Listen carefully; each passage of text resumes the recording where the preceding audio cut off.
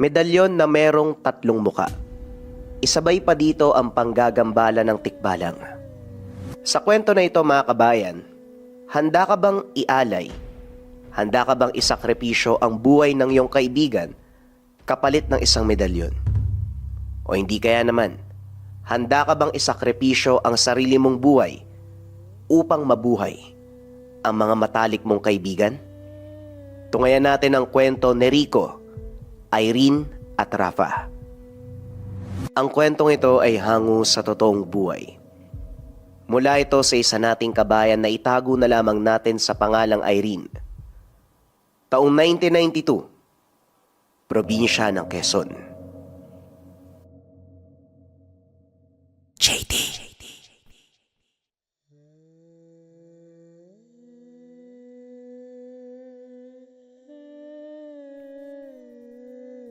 Isang lugar na sa unang tingin ay may tuturing na paraiso.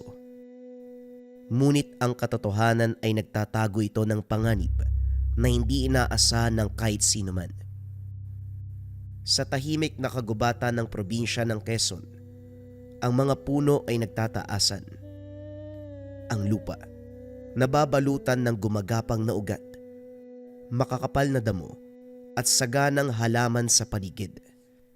Ang mga dahon sa itaas ng mga puno ay malalaki, malulusog at matingkad ang kulay. Tila palaging sariwa, parang hindi nalalanta. Ang tirik ng araw ay halos hindi madama dahil sa kapal ng lilim. Ang sikat ng araw, dahan-dahang sumisiksik sa pagitan ng mga sanga. Tila mga mata na sumisilip mula sa itaas.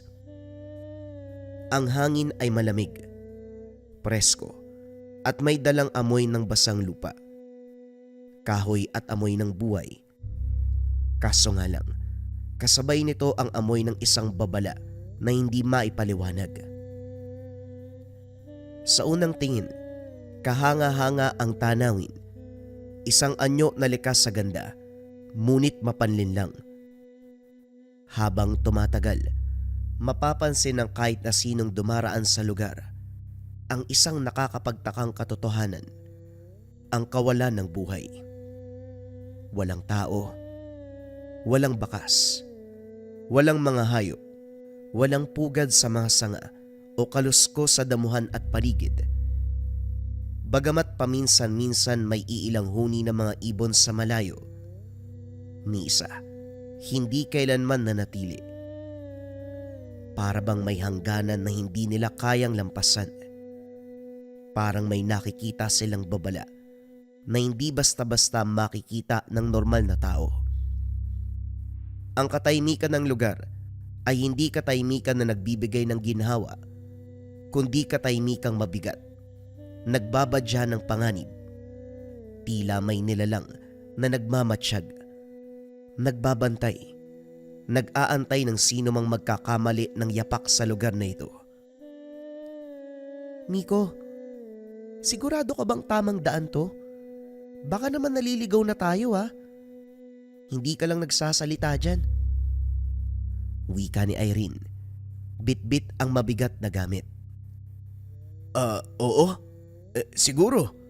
Pero tignan mo, batay dito sa mapa, dito tayo dapat eh. Tama naman. Tugon ni Miko habang ipinapakita ang mapa sa mga kasamahan. Nanginginig na ang boses sa uhaw. Oo nga, pero parang kanina pa kasi tayo pabalik-balik eh.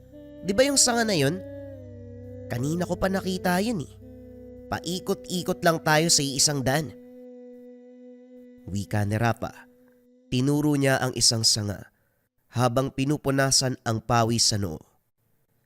Dahil mukhang tama naman ang sinusundan nilang mapa, kahit nag-aalangan, nagpatuloy na lamang sila sa paglalakbay. Nagpatuloy sa paglalakbay ang tatlong magkakaibigan. Pagod, uhaw at gutom. Tiniis nila ang lahat ng bagay na ito, lalo na't ito na ang huling bakasyon na magkakasama sila. Bagamat matalik na magkakaibigan pa rin, hindi talaga maiiwasan na magbabago ang landas na tatahakin ng mga tao kahit gaano pa kalapit sa isa't isa. Kaya kahit anong mangyari, gusto nilang masulit ang huling pagkakataon. Si Irene, nakakuha ng magandang trabaho sa ibang bansa. Kaya naman hindi nito alam kung kailan siya muling makakauwi. Si Miko naman, nakakuha ng magandang oportunidad sa syudad. Nagkaroon ng sariling negosyo at kailangan niya ng manatili doon upang bantayan ang paglago ng kanyang pinagpaguran. Habang si Rafa naman, sa probinsya mananatili. Nais man niyang sumama sa mga kaibigan, kailangan niyang manatili sa tahanan upang bantayan ang inang may malubhang karamdaman. Sandali nga lang, pwedeng magpahinga muna tayo dito. Hingal na talaga ako eh. Tignan niyo yung mukha ko, grabe na yung tagaktak ng pawis oh.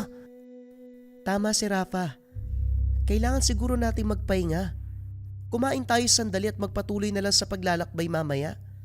Mas mabilis tayo makakapaglakad kapag nakakain at nakapagpahinga para hindi din tayo maabutan ng dilim sa daan. Sumang-ayon si Miko at binaba nila ang gamit. Naglabas sila ng kaunting kagamitan. Nakasampay naman ng iba kung sakaling may hindi inaasahang hayop ang sumalakay sa lugar. Nagsimula sila ng apoy upang magpakulo ng malinis na tubig. Kumain sandali, nagkwentuhan at nang matapos ang pahinga ay nagligpit muli. Nagmamadaling makalis bago pa tuluyang dumilim ang lugar. Teka. Oh, bakit Miko? Parang kanina pa dapat tayo nakaabot sa ilog eh. Hindi naman sobrang layo nito eh. Tahimik lamang si Irene.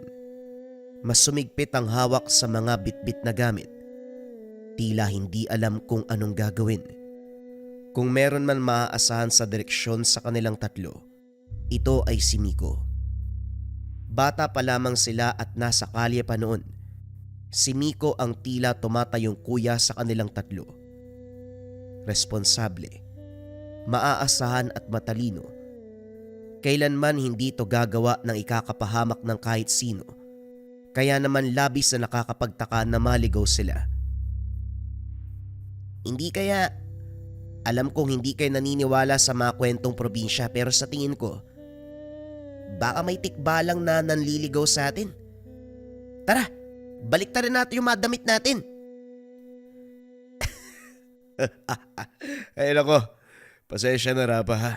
Hindi ko mapigilan ng tawa. Ikaw naman oh. Saglit ka lang dito sa probinsya. Biglang naniwala ka na sa sabi-sabi ng matatanda. Mula pagkabata pa lang eh, sabay-sabay tayong lumaki sa kalye. Iba ang paniniwala natin noon. Ang tunay nating kalaban ay mga tao at ang mundo. Hindi mga nilalang na hindi naman totoo. Wala naman sigurong mawawala kung gagawin natin, di ba? Kung di man totoo, buti sinubukan natin. Paano kung totoo? Di ba? Di ba, Irene? Napahawak sa damit ang dalaga. Tinakpan nito. Hoy, ano ka ba? Hindi ako magubad sa harapan nyo, no? Tignan mo Rafa. Akala tuloy ni Irene may binabala ka sa kanya. Kadiri ka naman. Hoy, Irene, kung ano man yung iniisip mo, hindi ako ganyan, no? Saka wala akong gusto sa'yo, magkamukha nga lang tayo eh. Eto naman kung magsalita hindi na mabiro. O siya, sige na. Siguro, wala tayong ibang magagawa kung hindi maganda na dito. Hindi tayo pwedeng maglakbay sa dilim. Baka lalo tayong mapano. Tama ka, mas delikado. Halika na Rafa. Mamaya mo na isipin yung tikbalang na yan. Tulungan mo ako mag-ayos dito ng tutulugan. Kinagabihan, unang beses nilang narinig ang bulong sa gitna ng katahimikan. Hindi malinaw kung saan nagmula. Sa hangin ba o sa mismong isipan ni Miko? Kung pipiliin mo ang sarili mo, mamamatay ka. Ano yun? Narinig niyo? Ang ano? Parang may nagsalita eh. Parang malapit sa tenga ko. Wala naman kaming narinig. Ay, Huwag kang ganyan, gabing-gabi na. Nananakot ka pa. Hindi ako nagbibiro, seryoso ko. May narinig talaga ako eh. Pero hayaan mo na nga, siguro guni-guni lang dahil sa pagod. Kinabukasan nagpatuloy sila sa paglalakbay. Biglang tumahimik ang tatlo. Pinagbasdang mabuti ang paligid sa bawat direksyon. Mga halaman, damo, at batong halos magkakamuka. Paulit-ulit lang ang daanan. Ngunit alam nila na tila may presensya sa paligid na hindi nila nakikita. Alam kong nararamdaman nyo ang nararamdaman ko. Kaya kayo biglang natahimik. Tumango lamang si Rafa at Irene, tila natatakot na gumawa ng ingay. Naramdaman nila na may mga matang nakatingin. Parang may sumusunod sa likuran. Hindi nila makita-kita. Merong kaluskos, pero wala namang ibang dumaraan. Walang hayop o kahit insekto man lang. Miko, tignan mo. Wika ni Irene habang maigpit ang pagkakakapit sa braso nito, sabay turo sa kanyang anino. Ano bang? Natigilan siya sa pagsasalita. Ang anino ng tatlo ay mahaba, nasa maling direksyon, taliwas sa dapat kinaroroonan nila. Biglang tumindig ang mga balahibo hanggang sa biglang bumagsak ang unang patak ng ulan. Ngunit hindi lamang tubig ang tumatama sa kanilang balat, kundi putik. Maliit na tipak ng putik, mga ngipin at buto, kasama na rin ang malilit na insekto na tila hinukay pa mula sa lupa. Doon na sila tumakbo.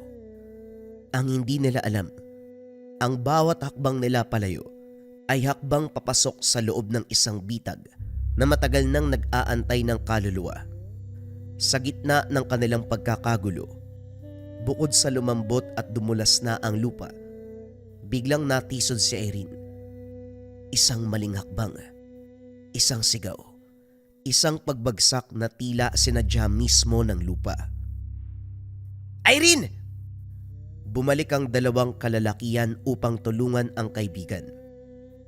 Ngunit si Irene, tila hinila ng lupa pababa. Pagulong-gulong ito, tumatama sa mga sanga, bato, hanggang sa binalot na ito ng putik.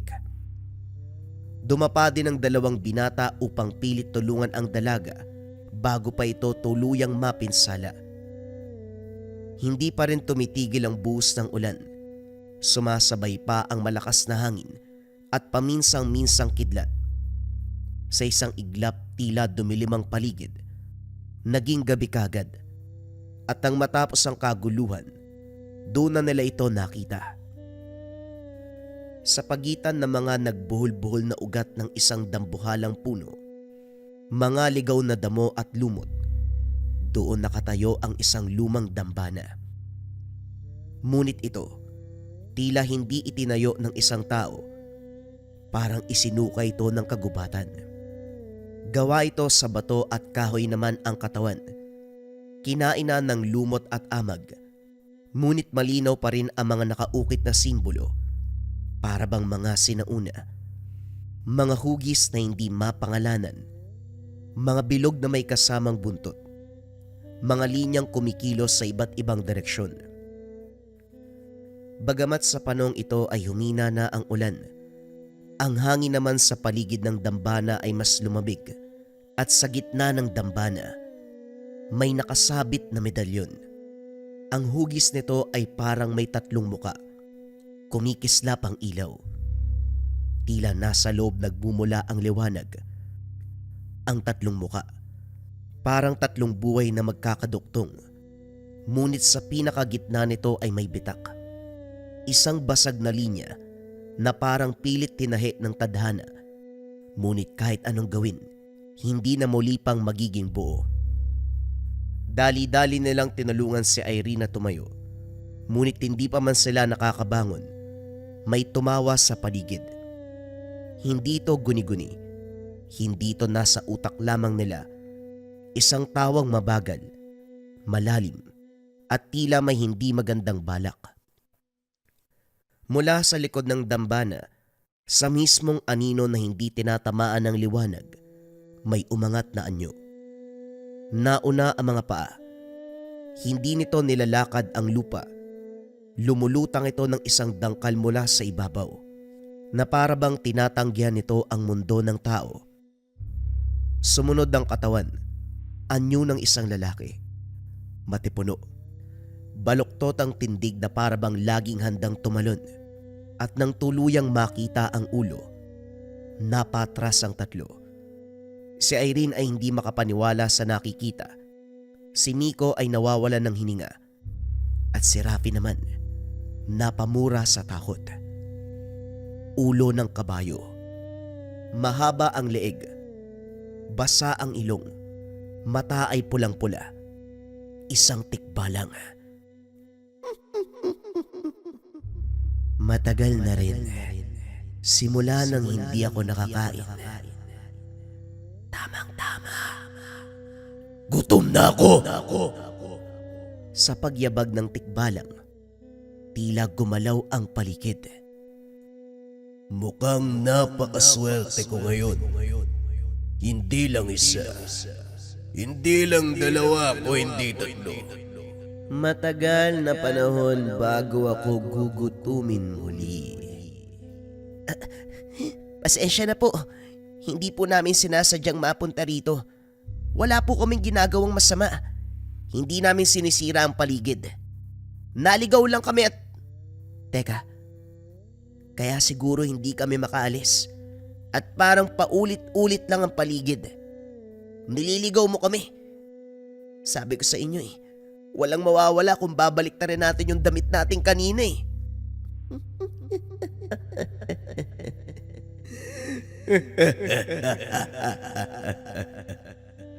Mga hangal, walang mapapadpad dito kung hindi tinatawag.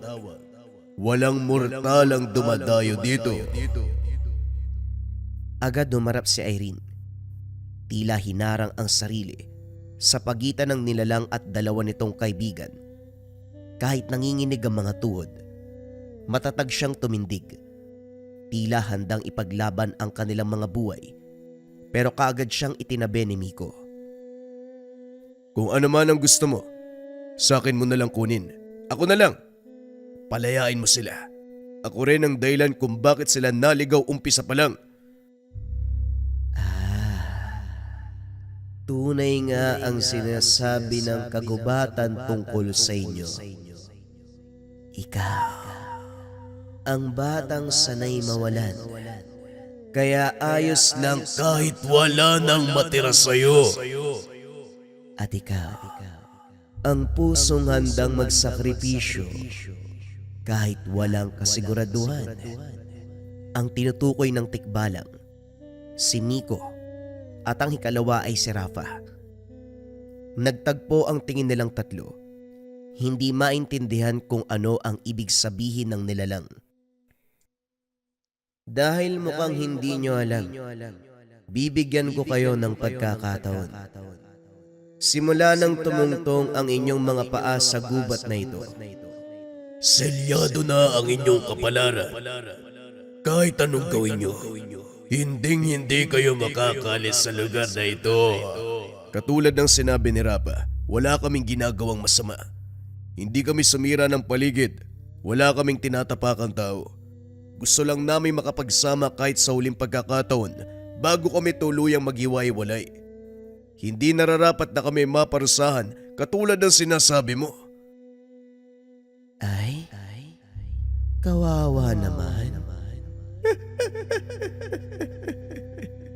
Ang namarka na hindi na mabubuwag pa. Pero, makatwira naman ako. Tunay naman ang sinasabi niyo. Wala nga kayong ginawang masama. At hindi rin kayo gumawa ng kasalanan sa kalikasan kahit sa kapwa ninyo. O kahit sa sinong nilalang na nabubuhay. Dahil dyan, bibigyan ko kayo ng pagkakataon. May medalyon dito na may kakayahan na iligtas kayo. Ngunit, Sa mundong ito, walang kahit anong bagay na pwedeng kunin lamang ng walang kapalit. nagkatinginan ang tatlo. Kapwa napalunok ng sariling laway sa kaba. Dahan-dahang tinuro ng tikbalang ang medalyon. Kumikislap ito na may tatlong muka. Sabihin mo sa amin, ano ba talagang kailangan mo? Hindi ka ba nakikinig? O sadyang mahina ang utak mo? Kakasabi ko lang. Gutom na ako! Sandaling tumahimik ang paligid. Hindi sigurado ang tatlo kung ano ang gagawin sa pagkakataong iyon. Pero dahil isa lang naman ang kailangan ko, bibigyan ko kayo ng pagkakataong mamili.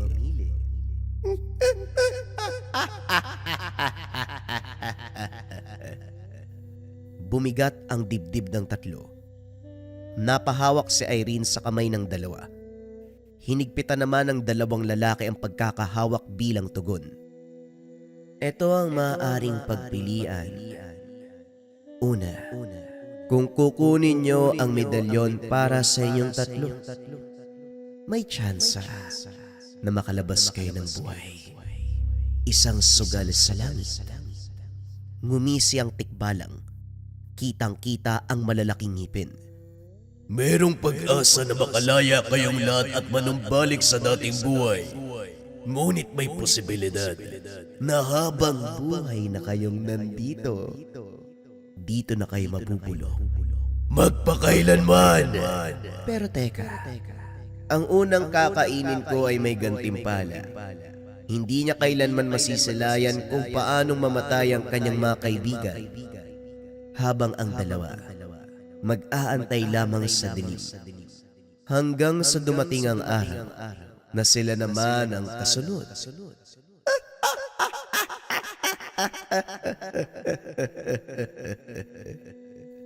Walang bahid ng awa ang itsura ng tikbalang. Nang aasar pa. Umaalingaw-ngaw ang tawa nito sa paligid na tila nasa loob ng isang kuweba. Paulit-ulit pumapasok sa tenga ng tatlo. Kasabay nito, ang unti-unting pagguho ng kanilang pag-asa.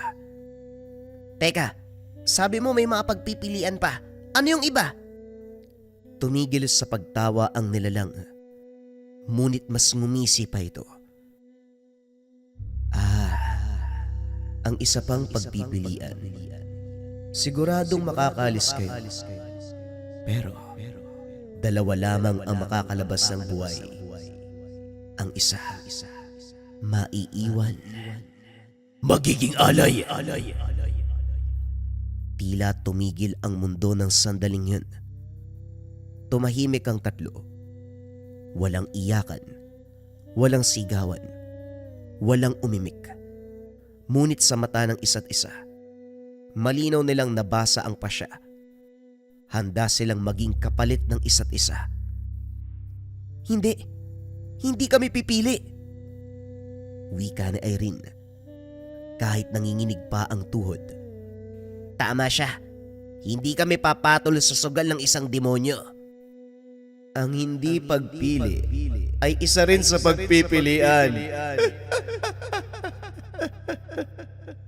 Hindi. Maghahanap kami ng ibang paraan.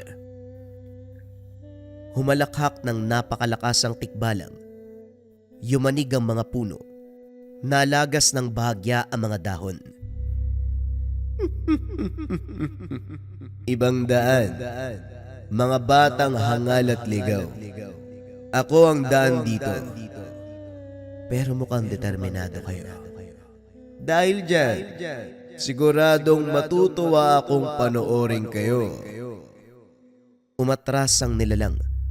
Naglaho na parang usok sa pagitan ng mga puno. Bagamat hindi na nila nakikita ang nilalang, ang tinig nito, naiwan sa hangin. May oras kayo. At kapag naubos yun, ang kagutuman at pagod ang pipili para sa inyo. Magbabago din ang puso't isipan nyo. Matapos magsalita ng nilalang, naglaho na ito sa lugar.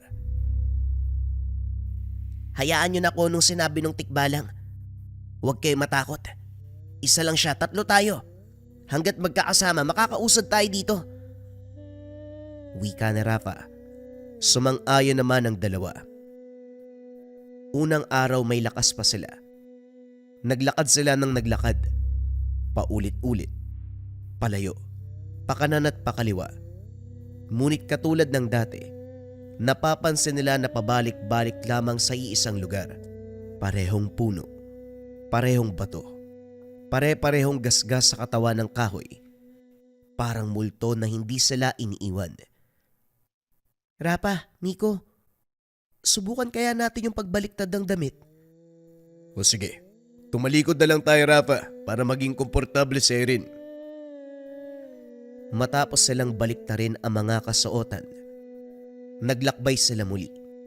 Umaasa na kahit papano, makakatulong ang ginawa upang mahanap muli ang daan palabas. Kaso nga lang, makalipas ang ilang minuto, wala pa ring nagbago.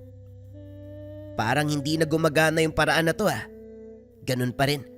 Parehong puno, parehong mga bato yung nakikita natin. Pasensya ka na, Rafa. Sana nakinig kami sa'yo kanina Tama ka.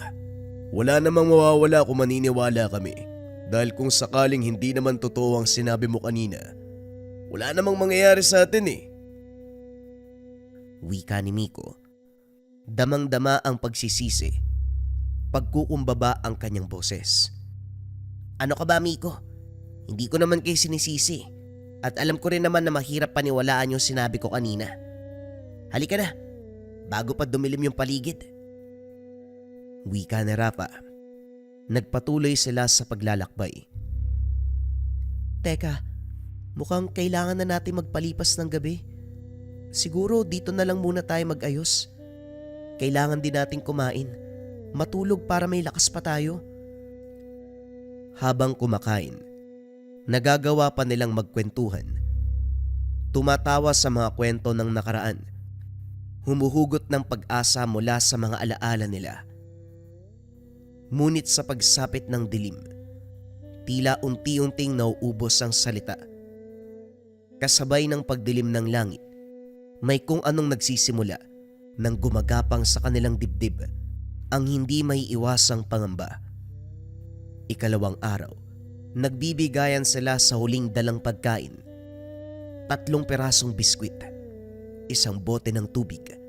Ito lamang ang natitira. Pinaghati-hatian nila ang bagay na yun. Tig-iisang kagat, tig-iisang lagok. Walang nagreklamo, walang umimik. Ngunit kahit pantay ay kulang na kulang pa rin. Hindi nito napawi ang gutom. Sa halip, lalo nitong pinaalala kung gaano na sila kalapit sa kawalan. Nang maubos ang huling patak ng tubig, matagal tinignan ni Irene ang boteng walang laman bago niya ito ibinaba na parang may inililibing. Ikatlong araw, nagsimula na ang mga bulong. Ngunit hindi ito mula sa tikbalang, kundi mula sa sariling mga isipan. Mga boses na parang pamilyar, parang mga alaalang biglang sumisingit. Mga tanong na walang kasagutan. Ano ba ang nagawa nila upang maging ganito ang kapalaran? Si Miko ang unang nanghina. Naupo siya sa isang bato. Kuba ang likod. Maigpit ang pagkakahawak sa sikmura na tila pinipigilan nitong bumangon sa paghihirap. Maputla ang kanyang muka. Tuyo na ang mga labi. Ano ka ba, amigo? Anong nangyayari sa'yo? Dati naman sanay kang hindi kumakain ng ilang araw Tapos ngayon, bakit dito ko pa nanghina? Wika ni Miko sa sarili habang pilit pinapatatag ang kalooban. Wala na. Hindi ko na kaya. Hindi. Nahihilo na ako. Kagad lumingon sa paligid ang binata. Nagulantang sa narinig. Dahan-dahang lumapit si Irene sa kanya. Hinawakan ng balikat. Ramdam ng binata na nanginginig na rin sa gutom ang dalaga. Kakayanin natin to, Miko. Magtiwala ka lang. Lagi naman natin kinakaya, di ba? Basta magkakasama tayong tatlo. Ngunit si Rafa, iba na ang tingin niya sa kagubatan. Hindi na puro takot. May halo na itong galit. At sa ilalim ng galit na yun, may unti-unting pagnanasa na umaahon. Isang lihim na hinahangad niyang wag lumabas. Pilit tinatago. Pero habang tumatagal ay hindi na may kakaila. Ang alok ng tikbalang, ang medalyon, isabay pa ang larawan ng kanyang ina na muling gumaling at makatayo sa higaan. Makahinga ng maluwag at mabuhay. Ipinikit niya ng mariin ang mga mata. Pilit itinataboy ang imahe. Ngunit habang humihina ang kasamahan, lalo namang lumalakas ang bulong sa kanyang isipan. Ika-4 na gabi. Bumulusok ang ulan mula sa langit na tila may galit ito mismo sa mundo. Wala silang masilungan. Walang kuweba. Walang punong may lilim na sapat upang sanggain ang hagupit ng malakas na hangin at malamig na ulan. Ang lupa sa ilalim nila ay naging putik, dumidikit sa balat, pumapasok sa mga sugat at pumapatak sa mga mata. Basang-basa ang kanilang katawan, nanginginig sa lamig, sa gutom, pati na rin sa takot na hindi nila kayang aminin sa isa't isa. Nakatago lamang sila sa piling ng isa't isa. Tatlong kaluluwa sa gitna ng kawalan. Nabasag ang katahimikan na magsalita si Miko. Kung kinuha na lang sana natin yung medalyon. Parang tinamaan ng kidlat si Irene nang marinig ito. Ano? Anong sinabi mo? Hindi ko sinasabing pinipili natin ang kamatayan. Alam niyo naman na hindi ako ganong klaseng tao. Pero may ilang porsyento na makaalis tayo dito. Kunin na natin. May pag-asa pa tayo. Ang ibig mong sabihin, handa kang isugal ang buhay ni Irene para sa tsansa. Tandaan mo, ang kabilang dako ng alok na yon, 3 tayong mamamatay. Hindi naman sa ganun pero parang ganun na rin yung nangyayari ngayon eh. Parang may punto si Miko. Isa pa, nakakalimutan mo na ba? Ikaw pa nga nagsabi na maghahanap tayo ng ibang paraan tapos ngayon, ikaw yung unang susuko. Tignan mo ang katotohanan, Rafa. Tignan mo ang sitwasyon natin ngayon. Unti-unti na tayong namamatay. Kapag pinili natin ang sitwasyon na yun, maaaring may pag-asa pa tayo. Bumagsak ang katahimikan sa pagitan nila. Mas mabigat pa kaysa sa ulan. Hinayaan na lamang na Irene. Umagos ang kanyang luha kasabay ng tubig ulan. At sa unang pagkakataon, tila hindi sila magkakaibigan na nagkakilala noon. Sumapit na ang ikalimang araw. Bumalik ang pamilyar na tawa.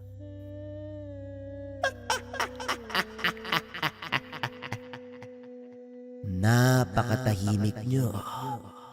Napakalinaw na ng loob nyo.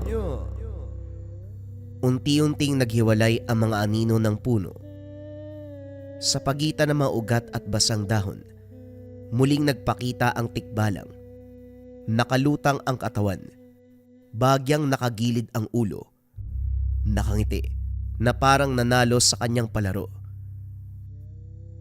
Handa na ba kayong pumili? Wala mang sumasagot sa kanila, pero makikita sa mata ng tatlo. May lamat na, pagod, may mga lihim na hindi na kayang itago pa. Kung sinanay ang kapalit, tatanggapin ko. Biglang nabasag ang katahimikan na magsalita si Rafa. Rafa, anong ibig mong sabihin? Basta ipangako nyo sa akin na maaalagaan nyo si nanay. Kahit ako maiwan, kahit ako mamatay, tatanggapin ko. Teka, sandali lang, Rafa. Biglang sumabog ang damdamin ng binata. Pagod na ako, Irene. Pagod na ako na palaging lumaban. Pagod na ako magpatuloy pa. Sanay ako nagsasakripisyo, Irene. Ano ba naman kung sa uling pagkakataon, magsakripisyo uli ako? Si Miko naman sa gilid, hindi rin mapigilan ang pag-agos ng luha. Hindi. Hindi ako papayag. Ayoko maging sanhi ng kamatayan mo. Sanay na ako mawalan, pero hindi ako papayag na isa sa inyo mawala. Hindi ko kaya. Hindi pwede. Kaya sabay-sabay natin tong haharapin. Lahat tayo aalis ng buhay. O hindi kaya sabay tayong mananatili at mamatay. Ang mahalaga magkakasama pa rin tayo. Naririnig mo ba ang sarili mo? Naihibang ka na ba? Napagbuhatan ng kamay ni Rapa si Miko. Bumagsak si Miko sa putikan. Lumabas sa ilong nito ang dugo na may halo ng ulan. Nagkandahirap si Irene na pamagitna sa dalawa. Hinihila niya ang magkabilang braso. Umiiyak. Nagmamakaawa na tumigil na ang mga ito. Tumigil na kayo. Ito ang gusto niya. Ito ang ilang araw niyang inaantay. Sa likod ng kaguluhan tumatawa ang tikbalang. Sa puntong iyon, hindi na ang tikbalang ang sumisira sa kanila kung hindi ang sariling isipan. Hindi pa rin tumitigil ang dalawa sa pag-aaway. Paminsan-minsan natatamaan na rin si Irene pero hindi niya iniinda ang sakit. Ang nais lamang ng dalaga ay tumigil na ang mga ito upang makapagpasya na sila. Nagsisigawan, nag-aaway, nagtatalo na sila. Kung ayaw nyo salok ng tikbalang, pues, dun tayo sa isang pagpipilian. Kung may mamamatay sa atin, ako yun. Hindi ko kakayaning mabuhay na alam kong isa sa inyo ang nawala dahil naligaw ko kayo. Ako din ang nag-aya sa lugar na ito. Kaya kung may dapat mawala, ako yun. Hindi ka namin iiwan. Sobrang kulo nyo. Ayaw nyong sugalan ng medalyon. Ayaw nyo rin na isang may mamatay. Ano ba talaga? Ayaw nyo din na sama-sama tayong mamatay. Kung may kailangan sumalo ng responsibilidad, ako yun. Marami pang mangyayari sa buhay nyo. May negosyo kang papaunlarin, Miko. Mga taong nakasalalay sa'yo para mabigyan sila ng trabaho, ng serbisyo at mga produktong binibenta mo. Marami kang matutulungan. At ikaw naman, Irene, pinaghirapan mo ang lahat. Hindi pwedeng maawi sa wala lahat ng yun. Ako naman, sa probinsya lang ako walang trabaho. At ang alam ko si nanay. Alam ko na, hindi niya na rin kaya. Kaya ang hiling ko lang sana sa inyo, alagaan niyo siya hanggang sa uling sandali. Malapit naman eh. Lalong kumirot ang puso nila Miko at Irene sa sinabi ng kaibigan. Wala man sa kanila ang gustong mamuhay ng may iiwanan. Ngunit alam nila, takot din silang mamatay. Matapos magsalita, nagpatuloy pa rin ang pag-aaway ng dalawang binata hanggang sa kinuha ni Irene ang medalyon. Kung ang pagkakaibigan nating tatlo ang kapalit ng ating kaligtasan, mas pipiliin ko pang isugal na lang tayong tatlo. Walang may iwan. Sama-sama tayo sa susunod na mangyayari. Wika ni Irene. Hawak niya na ang medalyon. Muling tumawa ang tikbalang. Humalakhak ng napakatagal. Umalog ang buong kagubatan. Isang liwanag ang sumilaw sa mata ng tatlong magkakaibigan. Napapikit na lamang ang mga ito. Sa isang iglap, dumilim ang kapaligiran. Lumipas ang ilang araw, nagising si Irene sa gilid ng kalsada na para bang hinila siya pabalik. Mula sa isang napakalalim at napakahabang bangungot. Ang unang tumama sa kanyang balat. Ang malamig na ulan na walang tigil na tumatama sa kanyang muka. Tila hinuhugasan nito ang dugo. Alikabok at kasalanang may nakakapit sa kanyang balat. Tila lumubog ang kanyang puso dahil sa pag-aakalang hindi sila nakaalis sa gubat. Ngunit nang makita niya ang ilaw ng ambulansya, papalit-palit na pula at asul, tila nabuhayan siya ng loob. May mga taong sumisigaw, may tumatawag ng pangalan, may umiiyak. Pero parang malayo, malabo, parang panaginip lang ang lahat. Napaungol siya ng bagya at dahan-dahang hinawakan ng sarili.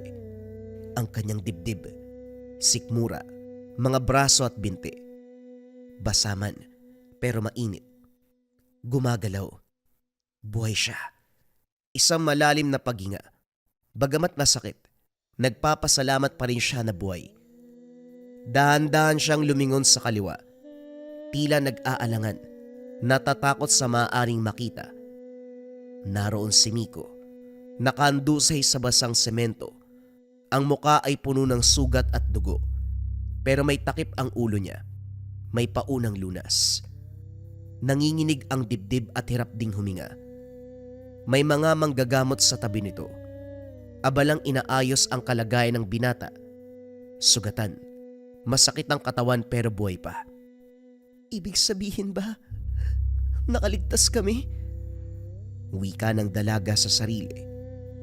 Ngumiti siya. Dahan-dahan siyang lumingon sa kanan. Rafa? Rafa? Muli niyang tinawag ang kaibigan. Lumingon sa lahat ng direksyon. Hinahanap ang binata. Pero wala. Walang katawan. Walang bakas ng pagkakahandusay. Walang dugo o sapatos o gamit nito. Kagad siyang lumapit sa kinaroroonan ni Miko. Miko? Si Rafa? Nasaan siya? Hindi mo ba nakita? Wala eh. Wala siya doon eh. Nagtanong sila sa mga manggagamot. Ngunit lahat sila ay pare-pareho ang sagot. Wala namang ibang taong natagpuan dito eh. Dalawa lang kayo. Naglibot ang dalawa kahit sugatan. Kahit pinipigilan sila. Nagpupumigla sa mga ito. Pilit hinahanap ang nawawalang kaibigan. Makalipas ang ilang sandali, tuluyan ng bumigay ang kanilang mga katawan dahil sa pagod at mga galos sa natamo. Lumipas ang ilang araw, muli silang bumalik sa lugar na yon. Naghanap, nagtanong ngunit ganun pa rin. Ang nakita lamang nila sa lugar ay ang bag ni Rapa, nakasabit sa sanga ng puno. Hindi kalayuan sa lugar kung saan sila natagpuan ng ambulansya.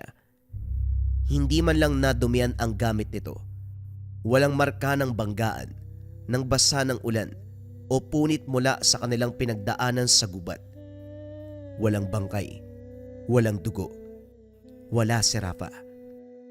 Napaluhod na lamang si Irene nang makita ito. Hindi pwede. Paano nangyari? Nanalo tayo sa tsansa, di ba? 3 dapat tayong nandito, Miko. Nagsinungaling ba sa atin yung tikbalang? Bumalik sa alaala niya ang huling sinabi ng binata bago niya kinuha ang medalyon. Hindi to tama, Miko. Parang mas masahol pa tayo sa nilalang kaysa sa demonyo. Sandali. 2? Irene, hindi kaya nauna nang makapili si Rapa bago mo pa nakuha yung medalyon? Biglang natigilan ang pag-iyak ni Miko nang mapagtanto niya ang posibilidad. Anong ibig mong sabihin? Ang ibig kong sabihin, hindi kaya naunang makipagkasundo si Rapa at pinili niyang isakripisyo ang sarili niya. Baka, hindi kailangang kunin ang medalyon para makapili. Naging sapat na ang sinabi ni Rapa para yon ang tanggapin na desisyon ng tikbalang. Ibig mong sabihin na... Hindi na ituloy ni Irene ang sasabihin. Tuluyan itong humagulgol, pati na rin si Miko. Walang humpay ang pagpatak ng luha. Dahil ngayon, alam na nila ang katotohanan. Ang kanilang kaligtasan ay hindi libre. Kabayaran ng kanilang kaibigan na si Rapa. 2 nga silang nakaligtas, ngunit walang nanalo. Si Miko habang buhay bitbit ang bangungot ng kabayong may apoy ang mata. Paulit-ulit na sumusunod sa bawat yapak, bawat pangarap at bawat gabi. Hindi niya alam kung ano ang mas masakit. Ang alaala ba ng kagubatan o ang liwanag ng mata ng nilalang na walang katarungan? Si Irene naman, habang buhay dala-dala ang agimat, alaala na kapalit nito ang buhay ng isa sa mga mahal niya sa buhay. Gayunpaman, ito ang nagmistulang huling yakap ng kaibigan. At sa gabi, kapag tahimik ang kalsada, kapag may isang naglalakad sa dilim, may naririnig silang boses. Tila ba palaging nangungutya at nagpapaalala. Salamat. Salamat sa alay. Nalinlang sila ng tikbalang. Nalinlang sila ni Rafa. Nauna si Rafa sa pakikipagkasundo. Ang pinili niya, mailigtas silang dalawa, kapalit ng kanyang buhay. Sa gitna ng sakit at pagkawala, napagtanto nila Irene ang Miko ang isang bagay, ang pagkakaibigan, ang tunay na pagmamahal sa isa't isa. Hindi nasusukat sa tagal ng buhay, kundi sa isang sakripisyo na handa mong ibigay. Lumipas sa mga taon, tinupad naman ni Irene at Miko ang huling hiling ni Rafa. Inalagaan nila ang ina hanggang sa huling hantungan. Minsan sa ilalim ng dagat o sa ilalim ng punong nagbibigay lilim, si Irene ay nakaupo at hawak ang medalyon. Si Miko naman nakatingin sa malayo, parang hinahanap ang apoy sa mata ng kabayo sa bawat alon. Alam mo siguro, masaya na siya. Masaya na ngayon kung nasaan man si Rafa. Tama ka. Hindi man natin siya kasama, pero magkasama na sila ng nanay niya. Sa ilalim ng malalim na liwanag, sa hangin na dahan-dahang umiihip sa kanilang mga muka, magkahalo ang lungkot, pasasalamat at alaala. Salamat. Maraming salamat sa tapang at sakripisyo mo, kaibigan. Hanggang sa muli. Kayo ba mga kabayan? Handa ba kayong isakripisyo ang inyong buhay upang mailigtas ang iyong kaibigan? Ito ang kwento, ang medalyon ng tatlong buhay. Kumusta mga kabayan? Magbabasa tayo ng patotoo patungkol sa marakuyo bracelets natin. Ayan na yung mga bagong version natin, yung white saka lava, pero nandito pa rin yung OG version na glossy black and brown mga kabayan. Dako tayo sa ating first patotoo. Baka 5 lang yung basahin ko kabayan, sobrang dami na kasi nito. Sabi ng kabayan natin, dumating na po yung marakuyo bracelet ko po. Grabe po yung kabog ng dibdib ko habang ino-open ko, tas nang nahawakan ko na sobrang saya ko po. Tapos suot ko po siya nang matulog ako, ang sarap ng tulog ko. Umaga ako nagising. Totoo po ang lahat ng sinabi nyo. Pakita natin yung comment. Andyan yan kabayan. Sabi ni kabayang Miss Carter. Basa pa tayo ng isa kabayan. Okay, etong next comment natin kabayan ay mula kay Yvonne Octoso. Ang sabi niya, grabe ang product na marahuyo. Unang suot ko pa lang, 2 araw pa lang, ramdam ko na kaagad yung energy. Parang nililinis niya yung dark thoughts ko, naging positive ako, kalmado at mas malinaw na ang pag-iisip. Dati, di ako naniniwala pero ngayong nasuot ko na, totoo pala, nagbibigay talaga ng proteksyon. Salamat seller, fast transaction pa. Next comment, basa pa tayo mga kabayan, sabi ni Big Boss. Thank you sir, bilis dumating, ang ganda ng marahuyo white. Quality napakaganda at napakagaling ng gamit na ito. Complete and no damage. Thank you Sir JD, God bless always. Salamat din Big Boss. God bless also. Ilan lang yan sa mga patotoo patungkol sa Marahuyo bracelet mga kabayan. Pwede nyong i-check, i-visit nyo yung Lika Merchandise. Makikita nyo yung sobrang daming reviews. Kalimitan kasi sa mga reviews na nababasa ko mga kabayan, una nawawala yung pangangate nila kapag suot ang Marahuyo bracelet. Sa gabi nakakatulog sila ng payapa, nawawala na yung mga panggagambala. Yung pananakit ng tiyan, yung pananakit ng ulo, magmula nung nasuot nila yung Marahuyo bracelet, nawala lahat yun mga kabayan ko. Ang Marahuyo bracelet kasi itong suot-suot ko ay depensa espiritual. Kontrakulam, barang, tigalpo, palipadhangin, usog, o kahit anong masamang uri ng sumpa. Nandito rin yung tinatawag nating rebuelta mga kabayan ko. Kung ano man yung sumpa na ibinigay sa inyo, ibinabalik dun sa taong nagbigay. Kung interesado ka, pili ka ng version na gusto mo mga kabayan, pare-pareho yan ng bisa. Visit nyo lang ang shop ng Lika Merchandise. Mag-ingat sa mga scammers.